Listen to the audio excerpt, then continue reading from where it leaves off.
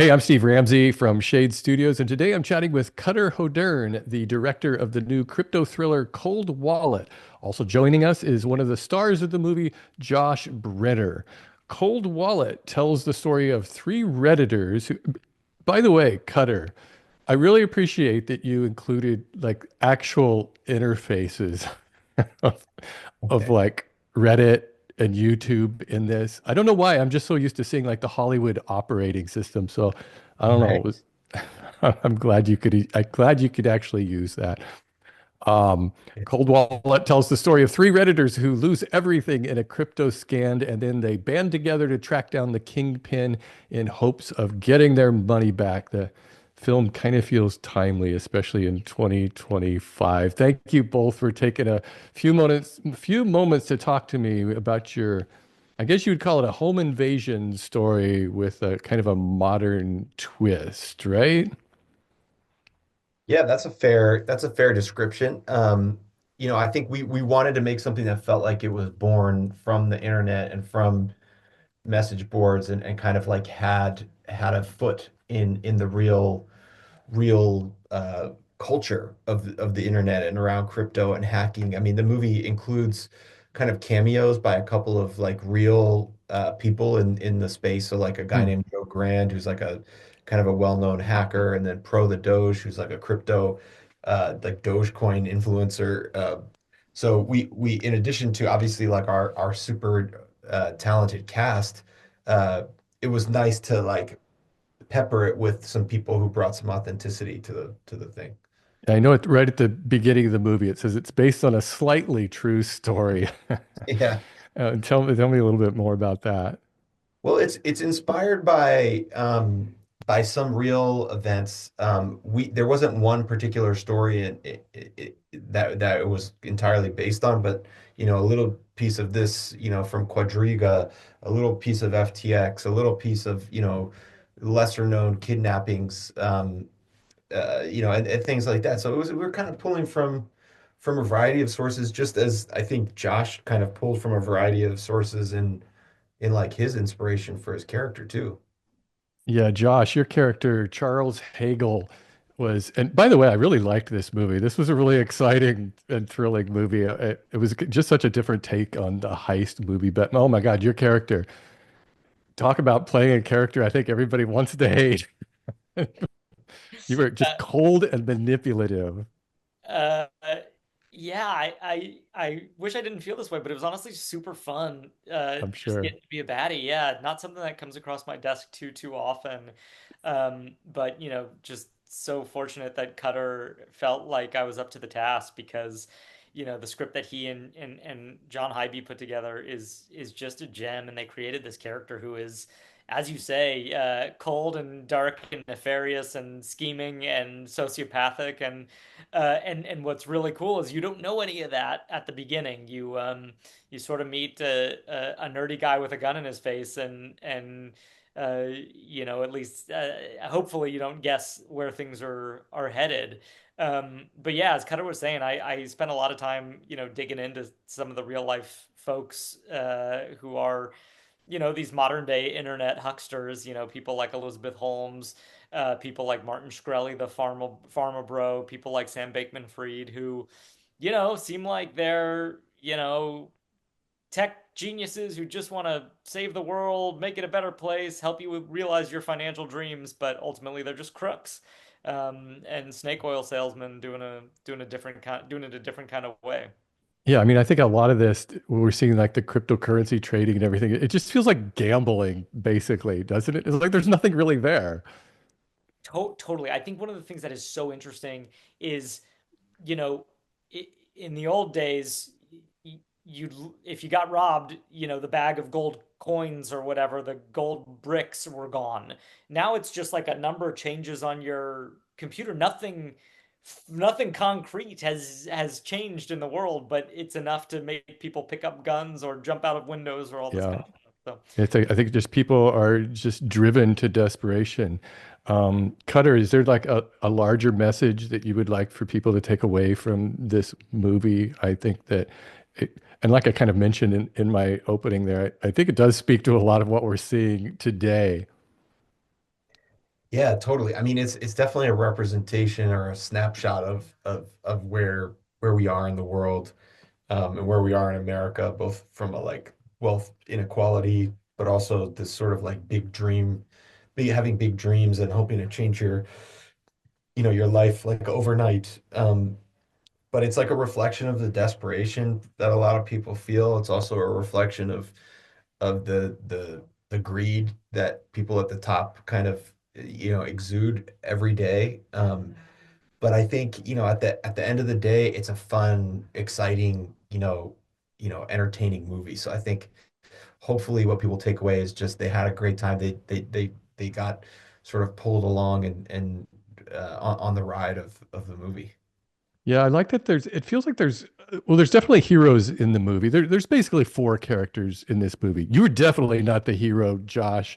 In, but Depends. the, It depends how you look at it. I don't know. I guess it would be hard to look at that character as a hero. I loved your portrayal of that character though. But I think that you know, they're all in a way driven by greed to a certain extent. And so there is kind of this line between being the heroic person and just being this gray area that exists. Yeah. I mean, absolutely. Like I think everyone, is the hero in their own sort of narrative in a story and so I think one of the things like that Josh and I would talk a lot about when we were working was like what's going on when sort of the assailants are in the other room? Like what's he Hmm. going through? What is he telling himself to sort of stay in it? Like he's probably very terrified um despite sort of appearing to like have the upper hand. So I think that's what makes something fun to work with is to say, okay, he's the bad guy on the surface, but underneath he's what does he actually think? What Yeah. has he convinced himself of? What has he taught himself to think, you know? How does he get away from being duct taped together with his with his hands? Yeah. I think you guys did a great job of balancing the tension, the action, the character depth, and all of this with social commentary. So I just want to congratulate you on the film and thank you for taking a few moments to talk to me. Hey, I'm Steve Ramsey from Shade Studios, and today I'm chatting with Melonie Diaz and Raúl Castillo, two of the kick-ass stars of the. It's okay if I call you kick-ass stars, right? I think that fits. Yes, Yeah. definitely. Kick-ass stars of the new crypto thriller Cold Wallet. Cold Wallet tells the story of three Redditors who lose everything in some sort of crypto scam, and they've banded together to track down the kingpin in hopes of getting their money back. Hey guys, thanks for taking a few moments to join me in this chat. Absolutely.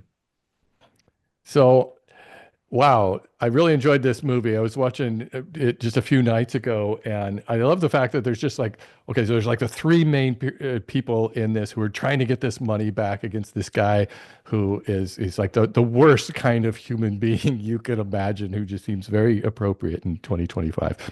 But I want to start with you, Melanie, because I feel like you're kind of like in a way, you're the brains of this. Don't you think that's safe to say? Yeah, very much so. Yeah, yeah. I think that you were the smart, the pragmatic one, the one who's like Mhm. doing the logical stuff. So what does that character mean to you to play that character?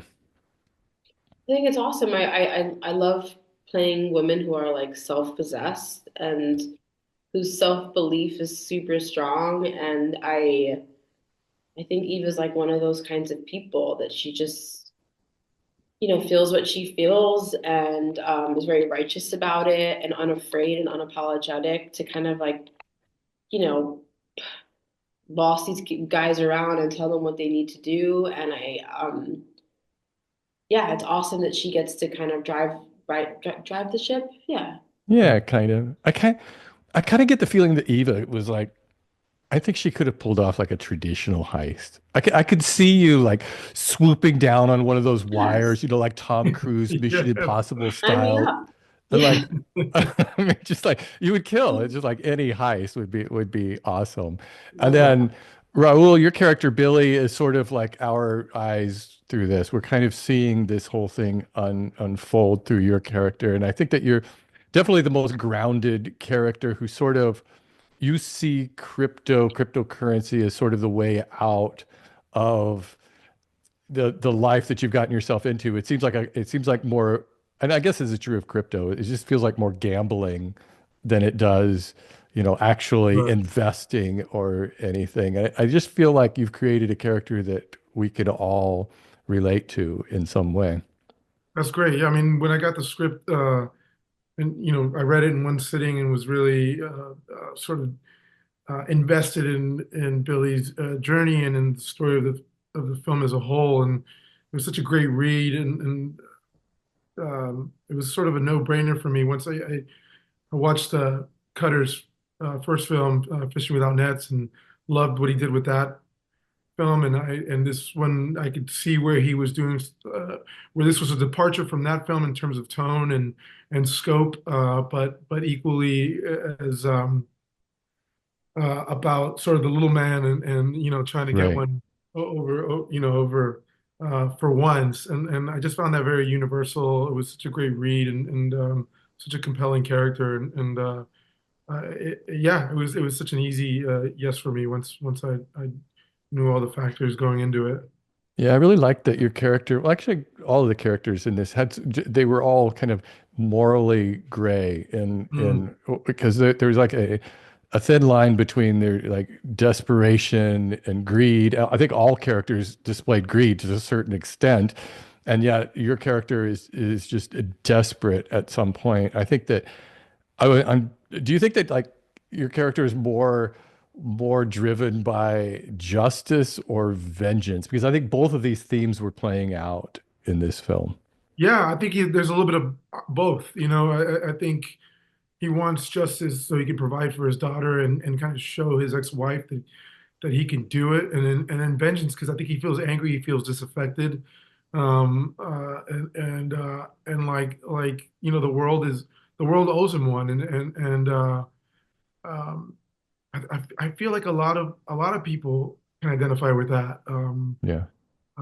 Yeah, especially in this day and age. Yeah. Did you guys have any experience with cryptocurrency, either of you, before doing this movie? A little Bitcoin? Anything? I mean, I bought like when it first came out, like I mean, not well, yeah. People started talking about it. I got some of it, and I was like, "This is strange and confusing." It very much is. Yeah. And then my husband randomly, uh, like his friend told him to get some GameStop, and that was before that thing whole thing blew up. Right. And I could totally understand the appeal. It's like a normal person, kind of gets into this thing that can earn them money. It's the American dream, but then you can lose it all right away. So I was just like, I'm not a gambler either, so I just was like, I can't deal with this. Yeah, I think a lot of these coin trading things, it feels like DraftKings or something. I mean, there's really not a whole lot of difference. Yeah, I guess. So you guys, this film premiered last year at South by Southwest, right? Right. Yeah. And you both were there for the premiere? Oh, Arlo wasn't there. I was filming. I was in Philadelphia, shooting a series Oh, for HBO that'll be out later this year. But so I yeah. sadly but everyone else was there. Yeah, Yeah. I was there. Melanie, what did you think of that experience there at South by Southwest? I love that film festival. I think they choose really interesting films. Yeah. The music is fun. The food is great. Um, I love Give to me go. a tip. Give me a tip. I'm going here next week. This week. No, 2 weeks Cool. from now it's my first time ever. What's Oh, a one tip tip. you can give me? Yeah. I mean, I don't remember like the specific restaurant, but all the tacos are great. Food is great. Bars are great. Yeah. Should I see a lot of the music while I'm there? Because I'm there to see movies, but I really want to see some music too, some bands perform. Yeah, I mean, I didn't get to see any music, but all the venues are great. I mean, the bars seem fun. That's I feel like great. they were having a good time. Well, it sounds like you guys have been on a long journey to get this film finally out, and now you're doing this press tour. So congratulations. I think it's a really fun movie. I think everybody should see it. It's a real fun twist on the heist movie. I think it really puts it into a much more modern setting. And I think it's really cool just the way that it kind of explains all of your actions, and it makes it clear what's going on, even Mhm. though I have no idea. I don't know shit about cryptocurrency and how all of that works. So I think that was great to see that.